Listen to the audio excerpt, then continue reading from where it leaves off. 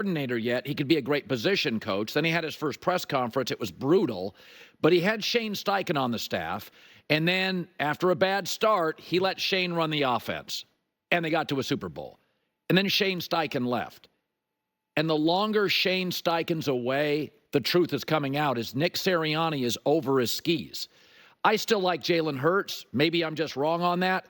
But right now, what does he do? Does Nick call plays? No. Is he a defensive whiz? No, he's an offensive guy. Culture builder like Dan Campbell? No. Reportedly doesn't get along great with Jalen Hurts, doesn't have his trust. He's not great with the media. He's not a quarterback whisperer. You got to be great at something. Matt Eberflus can coach defense in Chicago. I know that. Even if you're struggling as a head coach, are you good on your side of the ball? They're not. Don't tell me it's roster. This is a good roster. Don't tell me it's the owner. Don't tell me it's the GM. Philadelphia is one of the better-run organizations. They're also impatient. They don't sit around and wait. They moved off Doug Peterson. They moved off Chip Kelly, had a winning record. They moved off Carson Wentz after a big contract. But don't blame the players. I don't want to hear about A.J. Brown's injury. This team doesn't do anything well. What I watched yesterday in the first half, I've ever in my life seen a roster and a quarterback that talented not only trailed 24 to nothing. Forget the fact they trailed. I mean, good teams, Buffalo, have bad nights. At one point, Tampa had 254 yards. Philadelphia had 0. They did nothing well.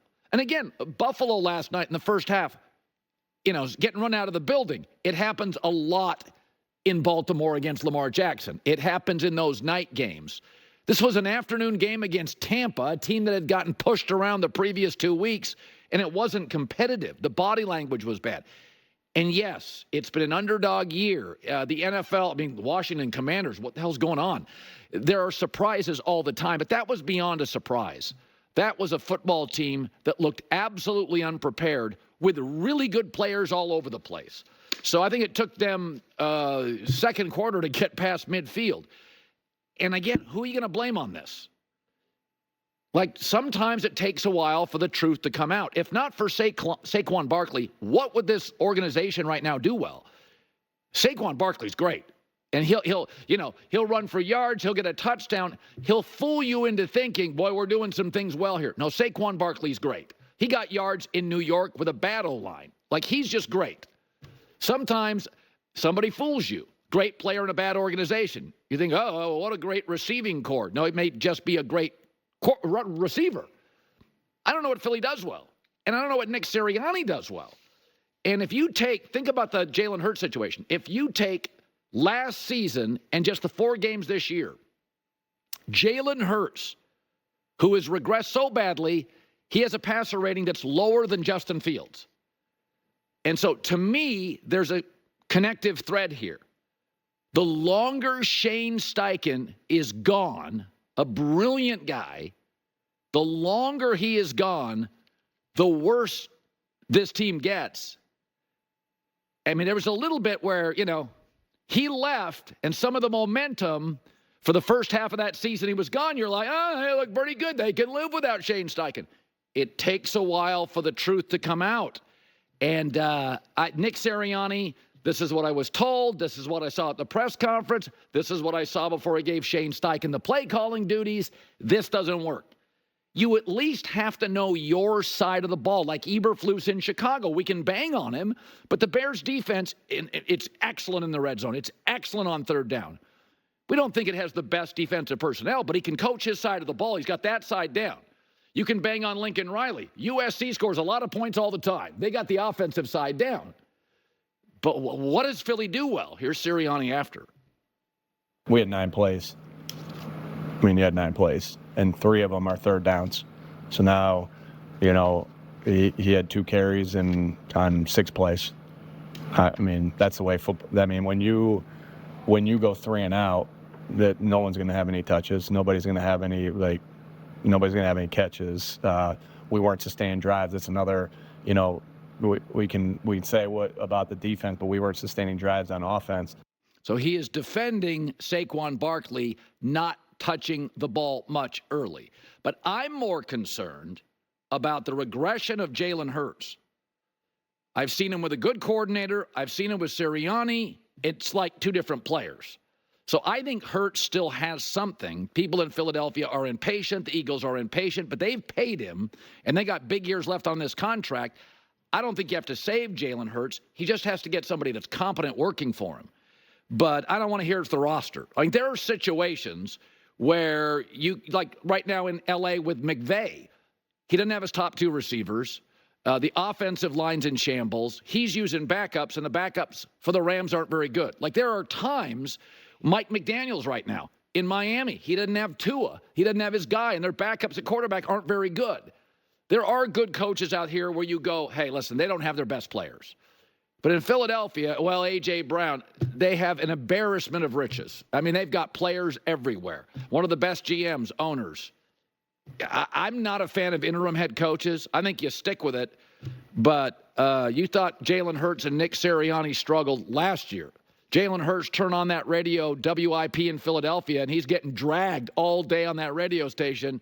I got news for you. They're going to have to make a choice, and they're not dumping the quarterback. J-Mac with the news.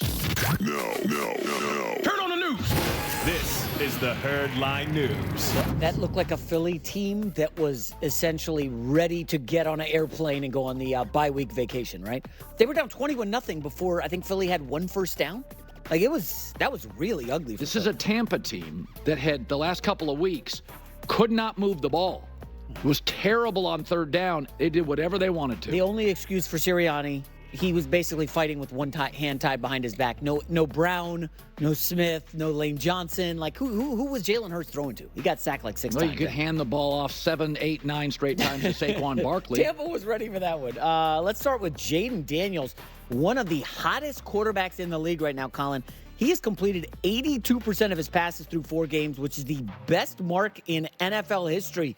Tom Brady had set the previous record in 2007 at 79%. He won the MVP that year. We're not going to talk MVP today. But Jaden Daniels has been lights out. This was a game I was way wrong on. I liked Arizona a lot. Here.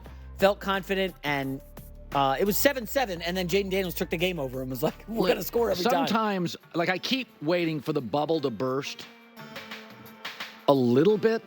I mean, listen, Minnesota I buy because of all their weapons, the coach and the defensive coordinator. I knew Kingsbury loved Jaden Daniels, and I predicted Washington would make the playoffs. I said, they'll surprise people. They're better than you think. You start looking at Jaden Daniels. Here's the thing that I can't get over. It's not that they're moving the ball. It looks so effortless. Their running backs often don't hit contact for 4 yards. Their wide receivers are wide open. So a lot of this, Jaden's terrific, but a lot of this is scheme. Yes. Kingsbury is literally, it feels like Cliff Kingsbury as a coordinator, he's like a year ahead of the league on something. The stuff is, we didn't think they had a dominant O-line. That was one of their concerns coming into the season. No, was it's a weak O-line, and it's been outstanding. It literally looks like the Cowboys when Dak broke into the league. There's massive holes. And Jaden, we said, and I was told this by a scout, that he's got a little Lamar Jackson. I see some RG3, man. I don't know. I see know. Rookie year RG3. Yeah, I see Tom Brady, 82% from the pocket. What's going on? He's crushing. Listen, I don't want to go too overboard with Daniels. I will say he's faced some of the worst defenses in the league. Let's just be real. This is not critical. This is it's a fact. He's faced like only bottom 10 defenses, Colin. I know. But even that said, 82%. Yeah. Well, you're watching this stuff too. Like, it looks like flag football with the seniors against the sophomores. Yeah. Now it gets a little tougher, but does it? Is Cleveland better? Well, okay, so remember last Monday I came on here and I said Chicago's the play. Locked that up. And I said Tampa against Philly. That was the other one.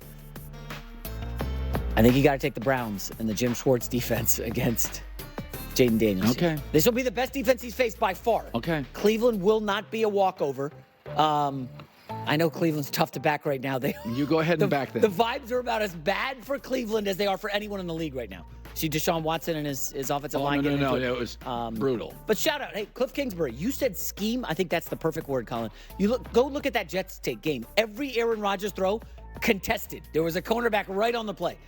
Washington's dudes are wide open all day. So Guys I've never heard of. Jeremy McNichol or something like that. McNichols, a yeah, running back? Steve Keim told me, he said, I don't know if Cliff has the personality and temperament to be a great head coach.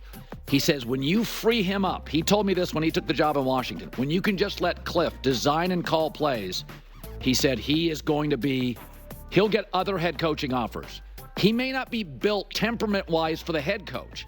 He struggled at that, managing the egos and the crises. But he said, as a play caller, and Steve was a former offensive lineman, he said, he's brilliant. You're not going to believe what Washington looks like. That's what Steve told me before the season. He said, just let him call plays and design them and just work with the offense and not have to regulate and manage players. Kingsbury is ahead of the league right now on stuff. You can't be this open. 4 straight weeks. I mean, and how about Jaden Daniels? Remember week 1, he ran like 16 times against Tampa. We're like, oh, he's going to die by Halloween. No. He's not running anymore. He's winning from the pocket. I'm like, oh, my God. Things are looking good for Washington. And that was your offseason call, remember? I didn't think they'd look like that. By the way, with Philadelphia's issue,